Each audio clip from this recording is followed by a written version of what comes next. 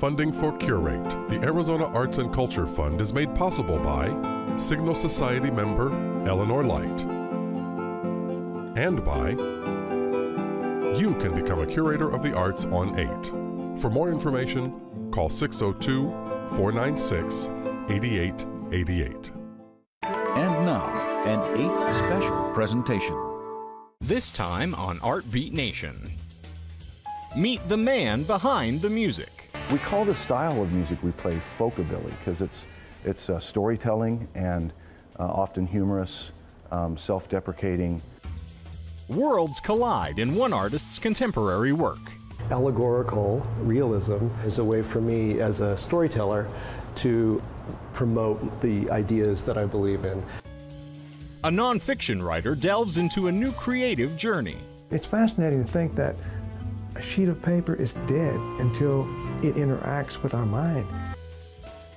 And a colony of artists works together to support and inspire each other. Doesn't matter who you are, you're going to fit in here because there isn't a standard. Anybody can come here and feel like they can be a part of this. It's all ahead on this edition of Art Beat Nation.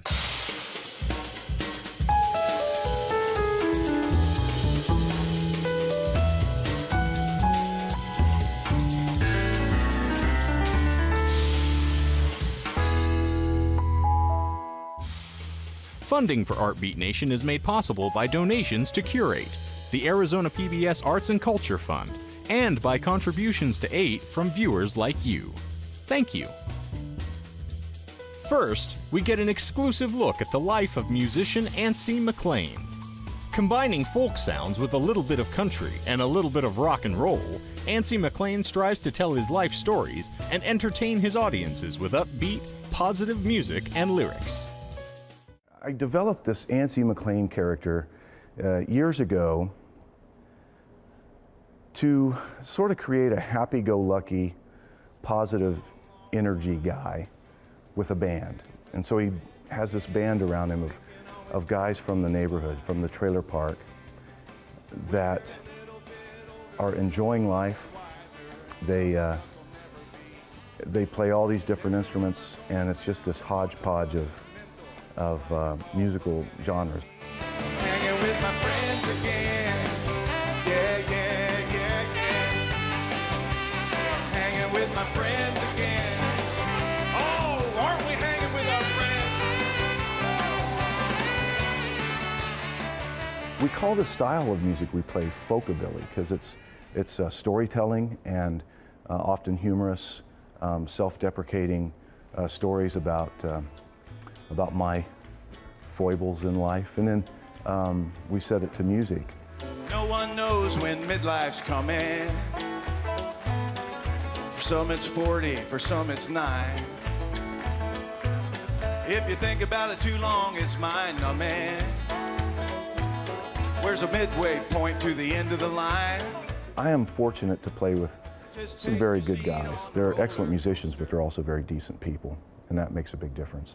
My solo gigs, I work really hard. I mean, I have to be the band, you know? So it's like there's no, nobody can tell a joke for me while I'm tuning my guitar, you know? I have to do all of this while entertaining an audience, you know? Don't mean to be gross or seem uncouth. I'm just another songwriter in search of the truth. And there's a lot of false stuff out there, a lot of myth and superstition. Yeah, we think it's cool when we hear 'em yakking. The Moon River was written on a cocktail napkin, but I'm here to tell you it was in between some bathroom stalls. They're not going to tell you, but it's a word on the streets. There's a lot of lyrics written on toilet paper sheets, but you'll never see that hanging up on the Smithsonian's walls. You gotta go with the flow. You gotta roll when it hits. You gotta take it nice and slow, no matter how life hits. And I know you thought I was gonna say a word that rhymes with hits, but I'm not. Ain't gonna do it. 'Cause this is PBS. This ain't gonna air on PBS anyway. Who am I fooling? The solo show that I've been doing is evolving. It's changing every time I do it. I think that's a good thing. I think that's what's meant to happen. What I've been doing is I have a cardboard box that I've moved around the last 10 moves. And it always moves with us. And I'll open it and get stuff out and look at it on occasion. And it came to me last year, I thought, I should get a box like this and take this on the road and let those objects that I pull out and talk about, let that spark a song. And I have so many songs that will go with the objects in this box and other boxes that I have at home. It's just keepsakes. I remember driving Dad's old Chevrolet,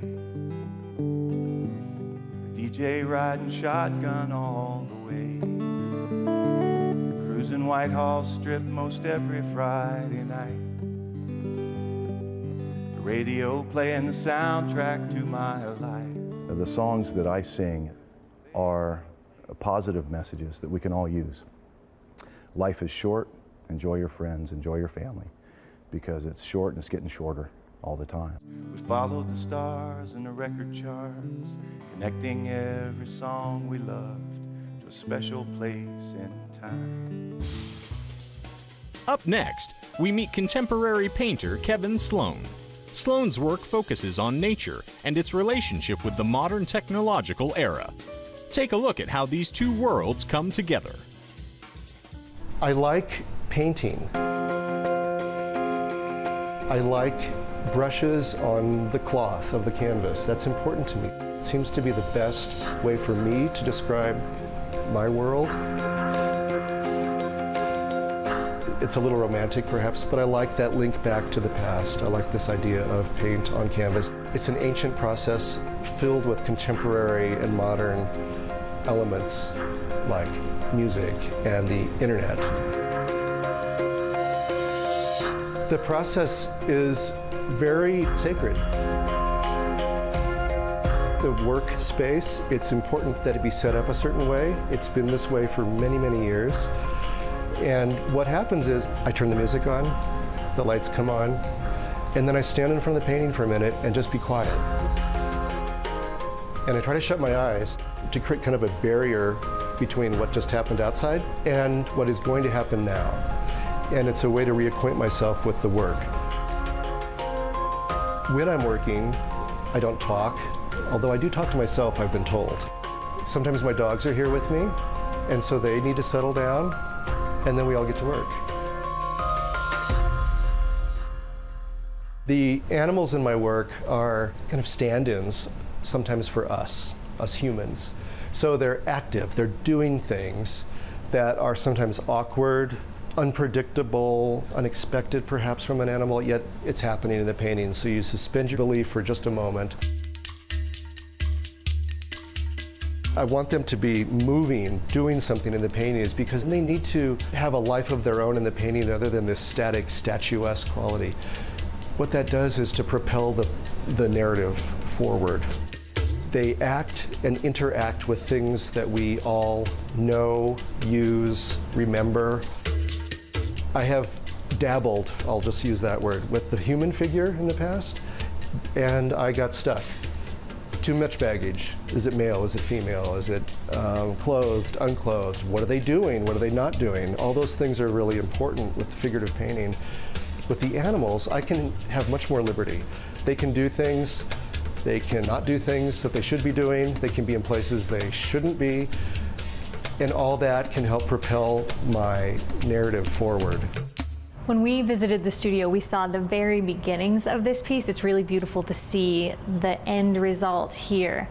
I'm curious to talk with you about process. Did you know where you would end up, or were there surprises along the way? How does it work for you? It's actually a little bit of both. I had a rough idea. I think the basic concept was there. The painting is called The Flood, and the idea was that there would be this bird above this flooded area, and it was enough just to have this sort of absurd house of cards. The irony that he would be saved by a house of cards. An animal that is perfectly natural in the water. But it was this little junction here that caused me a lot of reworking, and that is the part of the process that I couldn't have seen coming. I thought I had a pretty clear idea when I started. Apparently not. And then a surprise. Yeah, and that's what keeps it interesting for me, because I don't want to just execute a plan. It's a dialogue between me and the painting, and it eventually will tell me what it needs, and I have to try to learn to honor that, and then it becomes a better piece of art. Humor is almost taboo sometimes in art, contemporary art. I don't want my work to be a cartoon where you're slapping your thigh and you're guffawing like crazy. It's not that kind of humor, but a subtle, maybe a chuckle. And the reason I like to incorporate that is that it's a softer way in to the work. We're searching for allegorical realism. I'm having a little fun with the concept, but truly, allegorical realism is something that you incorporate in your work. Allegorical realism is a way for me as a storyteller to promote the ideas that I believe in. I don't want to be very literal in terms of like a straight line, which starts here, ends here, that kind of thing. It's a more ambiguous route, and the allegory allows that to happen. So these are realistic objects. This is a real power core, this is a real Canada goose, it's a real turtle, but within the context that they exist in, it becomes allegorical. So those two things come together for me to create a more open-ended way to tell a story. We live in a difficult world. I don't need to hit people over the head or remind them even that there is a challenging world out there. That's all pretty clear. You'd have to be hidden away under a rock to not know these things. I hope that letting them in on this little subtle joke is a way for them to feel less confronted by the painting, and once that barrier is dropped, people can feel a little bit more engaged, and then there's a dialogue, and then the painting and the viewer can have a conversation, and that's ultimately what I want. I have a message. I care about what's happening to our environment, to us as humans, what we're doing and not doing to the natural world we all share. But the way for me to get there most effectively is through beauty, humor, a little bit of mystery, maybe even some poetry, via the images I use. Sloan's work can be seen in public collections all across the country. For a list of where his work is displayed, go to kevinsloan.com.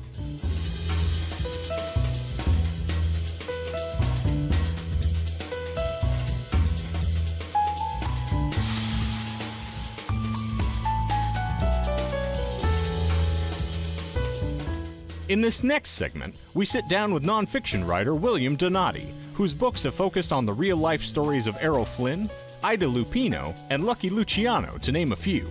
Now, for the first time in his literary career, Donati is turning his attention to the past with an eye toward the world of fiction.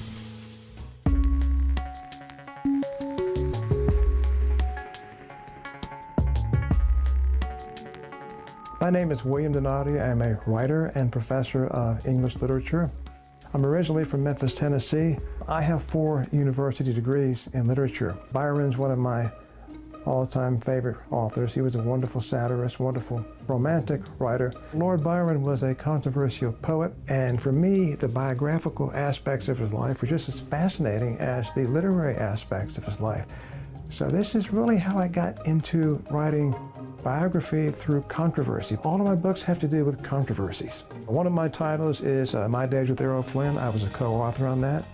I analyzed the controversy surrounding Flynn. Was Flynn a German spy? So this is the Flynn book. This is what started it. This was taken by Peter Stackpole, who's one of the first entertainment Life magazine photographers in Hollywood. My biography of Ida Lupino has been in print since 1996, which is quite an honor for me. So this is Lupino directing here. This is her with Errol Flynn, one of her close friends. I hope that is the definitive book. She was a wonderful actress, director, very eccentric though. This is Ida with Howard Hughes. The life and death of Thelma Todd. What really happened to Thelma Todd? This is UNLV magazine, Mystery Solved by Diane Russell. Was her death in December 1935 murder, an accident, or suicide? And Lucky Luciano, The rise and fall of a mob boss. Was he framed by Thomas E. Dewey as he claimed? What happened to Luciana? So what was the real story? This is like reading a pulp fiction novel, except every word is factual. When it comes to nonfiction, evidence, documents, and sources are superior. A biographer is a long-distance runner of writing. You have to be able to go the distance. You have to be able to ferret out every nook and cranny. The integrity of the author is what counts. The information is what counts. I can't invent dialogue. I can't write about a figure unless I have a document to base it on, or a subject who certainly knew the figure and can give me the information. So when I wrote my biography of Thelma Todd, I went to every newspaper archive I could find in Los Angeles. I went to Boston. I went to Lawrence, Massachusetts. I delved deep, deep, deep. Writing nonfiction is quite demanding. You have to have facts. You can't invent dialogue. So switching to fiction is somewhat different. I'm writing a historical novel. My book has to do with the rise of totalitarian movements in Europe pre-1939. Why did someone have a tendency to be a Nazi, a fascist, a communist? It looked as if democracy was totally disappearing from the European scene. Many people were drawn to these movements. I want to get into that character's idea, his life. Why would they support this kind of movement? I want to recreate the period. My goal is to make the reader feel as if he or she is right there with the main characters. It's quite different to take a blank sheet of paper and just invent something.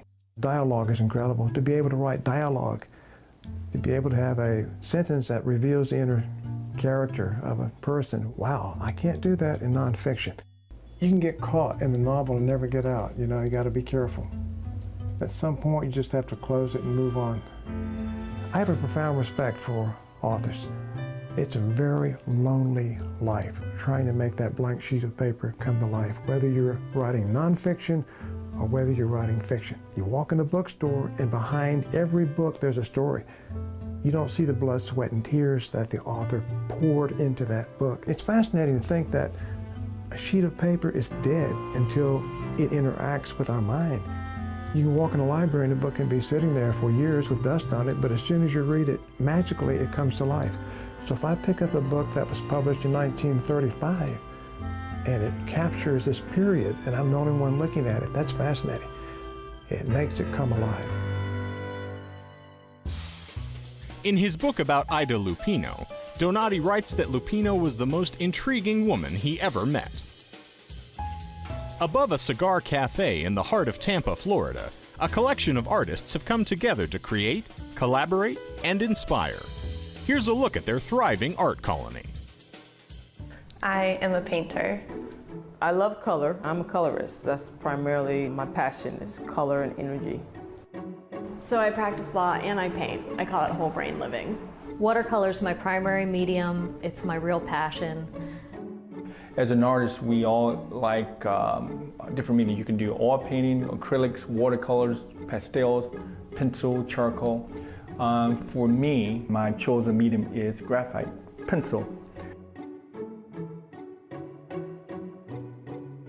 My idea for the colony as a director is to build a community of like-minded artists to project a positive energy and influence to the city of Tampa about what the arts can be and how it could be a tool to help build the city in an even greater way. When you start working with other artists, you start to share ideas and it starts to open up your world. You know, we have little conversations in the hall or in each other's rooms, and it's a really great place that we can all connect and come together as a group and try to create another entity of, you know, who we are as a group as well as individuals inside that group. After spending several years at home painting in my garage, I found that being around other artists just expanded my professional career as an artist tremendously. Just meeting other people, sharing ideas with them, and then being able to find out about other shows, and not only as an artist, like as a techniques, but also just in knowledge of how to present your art professionally, how to write a bio, how to put your art up on the web, And all these things are things that you benefit from knowing other artists and being involved with a group of other artists, such as the Colony here. We, as artists, we smell the same. When you walk into the Colony, and there's a familiarity, and one of the metaphors that we hear in Sin Familiarity, oh, this smells like my grandmother's kitchen. And that's just a certain aroma. It doesn't mean it's good or bad, but it's familiar. And once there's a familiarity to it that you feel, okay, I'm relaxed. And by that relaxation, it means that you open up to fellowship, to talk, and to expose, and that exposing causes all sorts of other things to go. That's that first domino. The Wandering Eye Art Gallery started with just a few of us who found out that the storefront downstairs was empty and also available for lease. We started with the windows. We asked if we could just display the windows since it was an empty storefront. And little by little, artists started to come to us. Some of them are from the Colony up here, but others just came from the street. We had people just walk in. Of course, artists are always attracted to a gallery, so we had a lot of artists walk in and just ask if they could be a part of our group. Once a month, we feature one of our artists and we give them the middle of the gallery.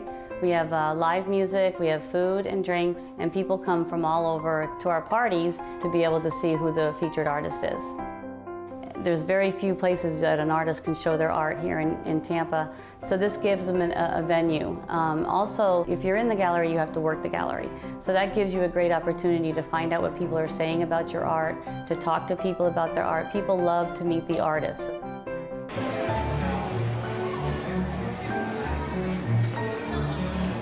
I love this space in Ybor City. I love the energy of the street. I have this space overlooking 7th Avenue, and I love the people walking by and just the energy of the whole experience. You have parades going on, you have people just start singing on the street, reciting poetry. It's amazing. And I'm in the studio and I might cut my CDs off and I just open the window and I'm still getting music. I'm getting the streets, the motorcycles, the rumbling. Most of the time it works for me, and it gives me new energy to get back to my paintings, and I smell the coffee coming off the street. It's really a great experience. I grabbed a lot of inspiration whenever I came to Ybor. It has so much history and life to it. There's a lot of culture here, but also a lot of urban decay, which is kind of perfect for me. There's an abandoned streetcar a few blocks from here that no one sees, and I love just finding that and uncovering it. And there's a water tower that's rusted that has so much life to it. I never expected to become an Ybor artist, but there's just so much inspiration to draw from. I just love this room. I feel like everyone should have a room like this where you could just come and turn the music on and dance and paint. It's a wonderful thing. When you're in Ybor, you'll fit in. It doesn't matter who you are, you're going to fit in here because there isn't a standard. Anybody can come here and feel like they can be a part of this, and it doesn't matter what you're dressed like or what you look like, but you'll always fit in Ybor. If you don't fit in anywhere else, you will fit in Ybor City. Here at the Ybor Art Colony, there are so many different kinds of artists, and I think that people would really be surprised if they knew how many creative people we have here, not only in Tampa, but also in St. Pete right now. The whole area is bursting with creativity. And I mean, I really think that Tampa St. Pete is going to be one of the next hubs, kind of like in Austin or New York or San Francisco, because it really is happening. You can see more of the Colony's work by visiting facebook.com/Ybor Art Colony. For more arts and culture, visit azpbs.org/artbeat, where you'll find feature videos and information on the Arizona art scene. Funding for Artbeat Nation is made possible by donations to Curate, the Arizona PBS Arts and Culture Fund, and by contributions to aid from viewers like you. Thank you.